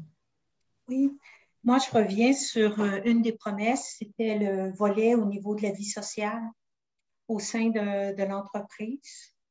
Alors, je crois qu'une partie des promesses a été obtenue dans le sens de tout le volet plus sensible, pouvoir percevoir qu'un collègue semble pas très bien aller, il semble avoir des enjeux de son côté. Je crois qu'au niveau de la visibilité, il y a eu les nouveaux environnements, je parle globalement, nous permet d'avoir un accès à la sensibilité des occupants plus facilement. Par contre, le paradoxe, c'est le fait d'être entièrement à air ouvert, c'est de répondre à cette sensibilité-là, de pouvoir le supporter, se fait peut-être non directement face à face, mais plus par chat ou à ce moment-là, il faut se déplacer, aller voir la personne et lui dire est-ce que tu veux venir prendre un café ou tout le volet social, je dirais, plus sensible. À ce moment-là, est évident, mais la façon d'y répondre est peut-être moins directe qu'antérieurement. L'autre point, il y a des études qui démontrent que l'environnement développe beaucoup l'individualisme et aussi l'appartenance à la corporation. Puis je pense que c'est un petit peu dans ce sens-là que vous souleviez, moins au niveau du groupe. Et selon les quelques recherches que j'ai faites, là, très humblement, les gens ont un sentiment d'appartenance globalement à l'entreprise, oui, dans un certain sens, mais beaucoup plus fort par rapport à leur groupe. Alors, ces types d'environnements-là semblent vraiment rendre les occupants beaucoup plus individuels Et la notion de groupe, justement parce qu'il n'y a pas d'espace dédié au groupe, mais que tout appartient à tous, crée à ce moment-là qu'il n'y a pas un ancrage si on va aller voir un collègue de notre département ou notre division. Alors, c'est comme, il y a un oublié dans le centre, là. Ça fait que c'est peut-être sur ça qu'il faudrait travailler un peu. C'est un peu ce que je voulais partager, là, dans le sens que oui, il y a des promesses qui sont tenues, mais la façon d'y répondre est peut-être moins intuitive. Il faut comme presque se développer un protocole pour pouvoir y répondre. Voilà.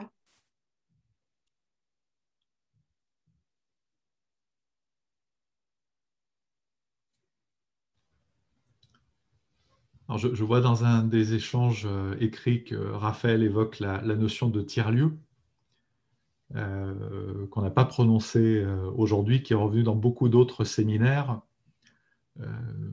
avec certaines personnes qui le mettaient en relation de synonymie, d'autres plus nombreuses qui faisaient des distinctions très claires entre les deux termes. C'est vrai qu'on pourrait mettre aussi ce concept sur la table, des promesses. Parfois, j'ai eu l'impression sur le sujet des tiers-lieux que la parole a précédé la promesse et que ça a parfois été le problème.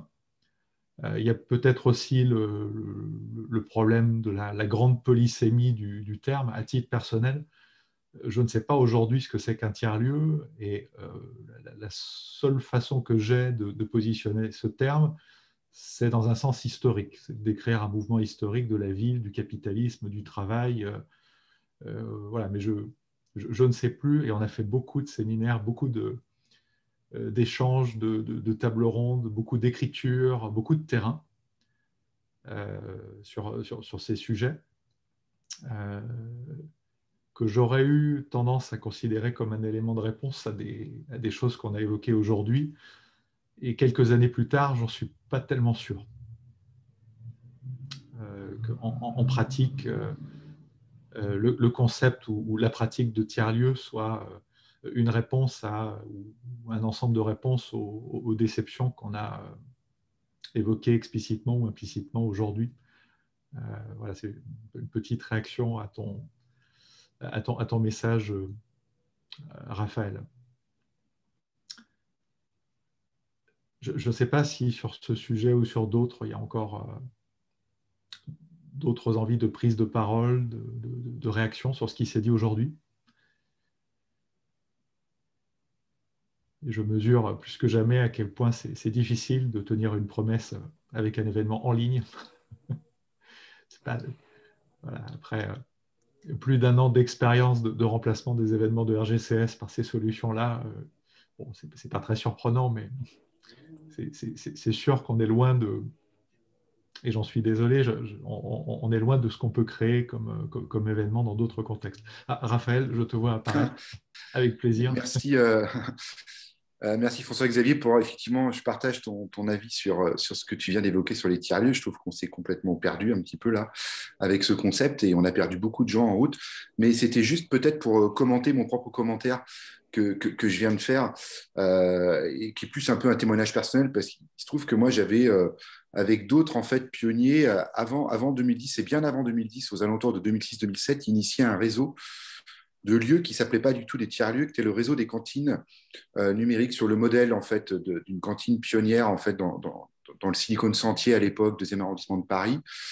Moi, j'étais à Rennes, on avait monté un lieu en fait. Et ce qui était très vrai à l'époque, c'est que la communauté a toujours été première dans les discussions. C'est-à-dire que c'était comment on quittait l'arrière-salle d'un café où on se réunissait de façon très aléatoire et très apériodique pour finalement gagner en légitimité avec un lieu. Et jamais la question de la sphère marchande ne nous intéressait. C'est-à-dire qu'on était tous ou des salariés, ou des académiques, ou des étudiants, ou des sympathisants, donc on avait quelque part un job à côté. Mais par contre, la communauté, c'était dominant. La communauté précède le lieu. Et ça s'est clairement inversé à partir du moment où finalement le marché est venu s'installer dans cette affaire. Et le lieu est devenu dominant sur la communauté. C'est-à-dire le lieu allait faire la communauté. Ce qui est une promesse qui est très complexe en fait. à pouvoir assumer, parce qu'il n'y a aucune raison qu'un lieu fabrique du lien. Il peut le prolonger, il peut l'accompagner, il peut faciliter, mais si la communauté n'est pas latente sur un territoire, c'est très compliqué quand même d'imaginer que le lieu va faire la communauté. Et cette inversion de valeur, elle s'est faite avec l'arrivée. Moi, je la vois très bien. C'est-à-dire, l'État s'est installé dans cette boutique-là, en disant voilà, le marché a vu des opportunités, le monde du travail s'est effectivement transformé, les projets se sont installés, les digital nomades se sont aussi installés. Donc, il y a une demande finalement qui s'est présentée et le marché a répondu en proposant des dispositifs. Mais par contre, ce n'était plus du tout ce qu'on faisait nous avec des cantines, quoi. Ça n'est plus rien à voir. C'est-à-dire que, d'ailleurs, on ne s'est jamais reconnu là-dedans. Et les cantines, finalement, elles ont disparu au moment où le mouvement French Tech a commencé à institutionnaliser ces dispositifs-là. Et très clairement, moi, typiquement, j'étais dans un conseil d'administration et j'ai été évincé parce que j'étais plus suffisamment, quelque part, coopératif dans le modèle French Tech, qui était là, pour le coup, désormais, qui devait briller, en fait, bâtiment totem et toutes ces affaires-là. Donc, évidemment, ça s'est institutionnalisé. Et le marché est rentré de façon massive là-dedans, quoi. Mais du coup, la notion de communauté a perdu de son sens originel, en fait.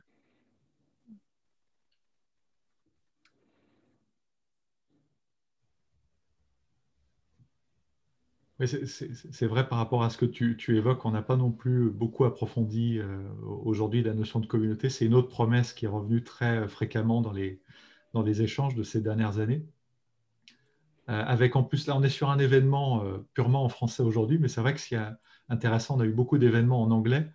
Et quand on parle de community management, quand on revient sur des slogans, you will join a community, il y a une idée anglo-saxonne qui est plus de l'ordre de la facilité que beaucoup de choses un peu sociales qu'on met tout de suite sur la table en français.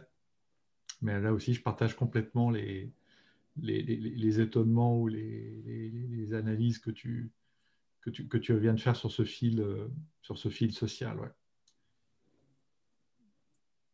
Est-ce qu'il y a d'autres envies de réaction ou de partage?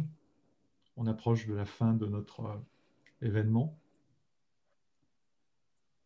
Oui, oui, pardon, Stéphanie, oui, pardon.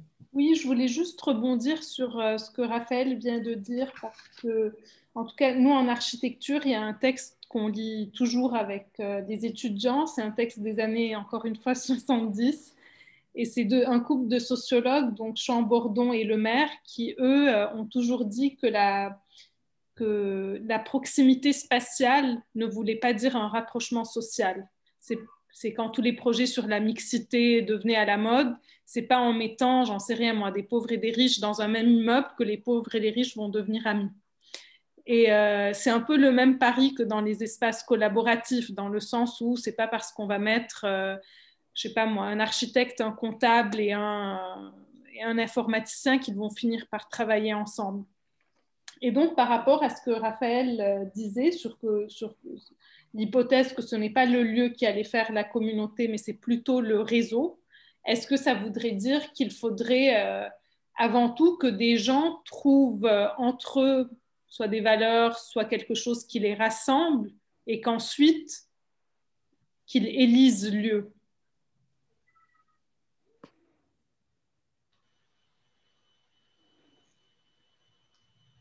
Je ne sais pas, Raphaël, si tu souhaites réagir. J'ai vu que c'était tout noir autour de toi, Raphaël. Tu n'es peut-être pas dans un lieu qui facilite le fait d'échanger.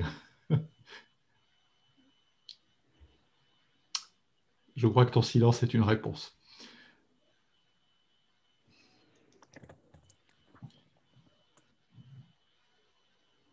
Bon, on peut imaginer de loin un acquiescement et que Raphaël est d'accord. Pardon, non, mais je suis désolé, je me suis absenté pendant 44 secondes et je crois que j'ai loupé la fin du questionnement. Je suis désolé. Est-ce que Stéphanie, tu pourrais juste revenir sur la fin de ta phrase? Je voulais juste revenir sur cette expérience des cantines que je ne connais pas, pour essayer de comprendre, est-ce que lorsque vous vous étiez retrouvés entre, comme tu disais, universitaires, professionnels, étudiants, etc., déjà comment ce réseau s'est constitué, et ensuite, est-ce que l'étape d'après, c'était d'élire un lieu pour qu'il fasse coworking avant que ce ne soit une question de lieu, justement, sans utiliser le terme coworking, hein. Je ne veux pas être trop long parce que ça peut être très long de faire de l'archéologie de ce dispositif-là. Mais en fait, ça naît, ce réseau-là, d'abord parce qu'on est dans un moment où le numérique s'installe durablement dans la société et c'est plus du tout considéré comme un phénomène de mode. Quand on parle numérique, on parle beaucoup d'Internet surtout, mais que ça reste un dispositif, l'Internet et les business associés, complètement incompréhensibles par les acteurs de l'innovation technologique traditionnelle, c'est-à-dire les technopoles ou des choses comme ça. Donc, il y a vraiment une marginalisation qui se fait de façon assez systématique sur beaucoup de territoires.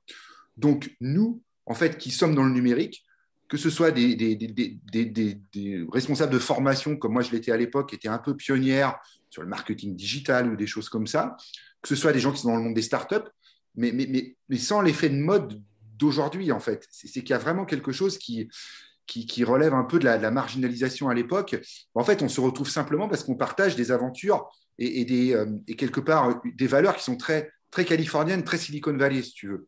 On comprend vraiment cette affaire-là, que les gens de la techno installés comprennent beaucoup moins, en fait. Donc, le café, il peut se suffire simplement à un moment, on est invisible. Et la recherche de légitimité, notamment à l'égard des acteurs publics, elle passe par le lieu, en fait. C'est un peu ça. C'est-à-dire que tu es un gars en hoodies qui n'est pas crédible versus tu as un lieu qu'on peut ouvrir et qu'on peut visiter. Donc, du coup, tu gagnes en crédibilité et en légitimité. Ce n'est pas plus compliqué que ça. Et par rapport à un DG de chez Orange, ça fait toute la différence. Le gars ne vient pas dans un bar, mais il vient dans un lieu. Et si en plus, tu as mis de la peinture qui va bien et des plantes vertes et un fat boy, alors il viendra encore plus rapidement. Donc, il y a tout un ensemble de poncifs qui tournent autour de ça, en fait. Mais par contre, c'est vrai que ça marche parce qu'il y a une communauté latente. Et que donc le lieu, après, il fait grossir la communauté. Mais il y a une masse critique a priori qui permet évidemment d'avoir des valeurs partagées et qui fait qu'ensuite, on va grandir et on va organiser des événements et on va faire des choses qui vont ramener des sympathisants autour de valeurs qui sont a priori partagées. Et on ne sait pas chercher des valeurs a posteriori, on les avait a priori.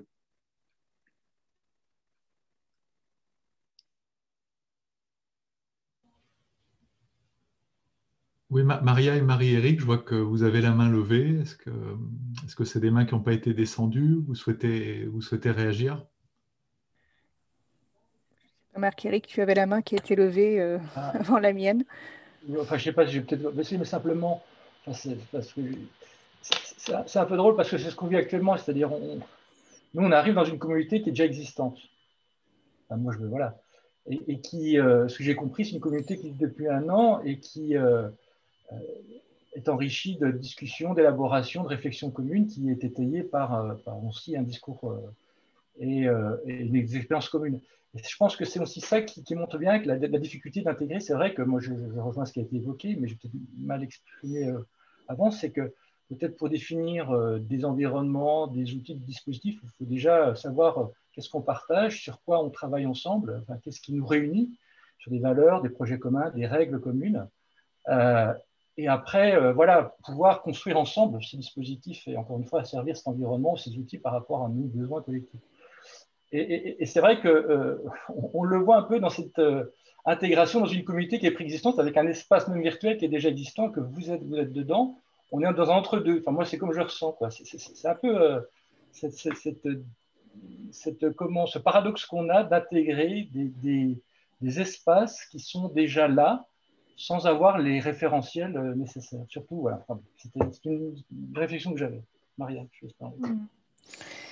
J'allais plus ou moins, en fait, ce que j'allais dire, ça résonne en fait avec ce que tu viens de souligner, mais moi, j'allais revenir sur les promesses, parce que voilà, l'idée de finalement définir ou de dire quelque chose de ce qu'on aimerait porter comme promesse, en fait, ou voir émerger comme promesse associée aux environnements de travail, en fait, et plus particulièrement les environnements de travail flexibles qui m'intéressent. Il y en a tout de même une que j'aimerais bien soutenir. Voilà, qui est celle quelque part de redonner un peu de pouvoir aux salariés pour construire justement, comme disait Marc-Éric, leur propre environnement de travail. Voilà. En fait, revenir vers redonner à l'expérience en fait, de l'espace une certaine des marges de manœuvre. Voilà. Et aux salariés, finalement, les moyens pour pouvoir redéfinir leurs espaces et se les approprier. Parce qu'au fond, l'appropriation, c'est un peu ça. C'est construire son environnement de travail. Et ça, je trouve que c'est un... Parce que parfois, on peut avoir l'impression justement de leur donner toutes les marges de manœuvre dont ils ont besoin, de les associer au processus de conception sans réellement leur donner ce pouvoir réel, en fait, qui est un pouvoir d'action, de redéfinition de de leur propre environnement de travail. Et puis, je voulais m'excuser parce que dans 5 minutes, il va falloir vraiment que je vous quitte parce que j'ai un cours à 18h. Donc, on va devoir arrêter là de toute façon. Il y a avec certitude au moins une promesse qu'on n'a pas tenue aujourd'hui, c'est celle du temps. Mais en général, quand c'est moi qui anime, c'est assez probable que ça finisse comme ça. Je voulais dire un grand merci à toutes les intervenantes d'aujourd'hui. La discussion était passionnante. Je trouve que dans cette conversation finale, on a rebalayé beaucoup de choses importantes de ces derniers séminaires. C'était vraiment très intéressant. Peut-être en conclusion, j'ai juste envie de parler d'un lieu qu'on n'a pas évoqué, de pointer un lieu qu'on n'a pas évoqué, un lieu qui ne fait aucune promesse et qui, en ce moment, est de plus en plus chargé, c'est la maison. Voilà, c'était l'espace du privé, en tout cas de façon privilégiée du privé. De plus en plus, on a vu que ça pouvait devenir le lieu de l'école. On s'est rendu compte que ça pouvait devenir le lieu du travail.